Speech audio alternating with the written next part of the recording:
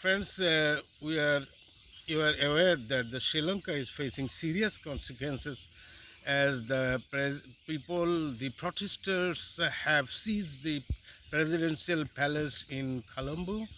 Now, the president Gotabaya Rajapaksa has sheltered in the army headquarters. Sri Lanka is facing serious economic crisis from few months back. In May 9, his brother Mahendra Rajapaksa has had resigned in front of the as because of the protest from the people, because the country was facing serious economic crisis. And the June 9, his another brother, who was also the minister, had resigned.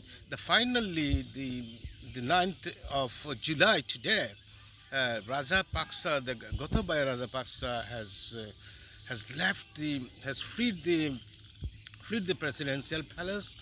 Now the situation is a very chaotic situation, and the president Ranil Wickremesinghe has called a parliament session, but the opposition leader Sajid Premadasa has refused to join, as the Ranil Wickremesinghe has called the parliament. The country is facing serious consequences.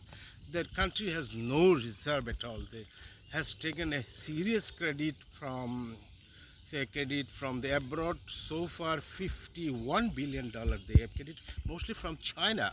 And at this time, nobody is giving the credit because their agriculture is totally destroyed.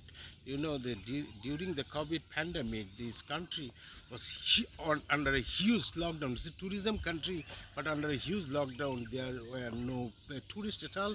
So they have not foreign currency reserve. The people is not outside. They who working. They did not sending money because the Gotabaya Rajapaksa was the defense minister when the crackdown went on the Tamils, and Mahendra Rajapaksa, his elder brother, was the president.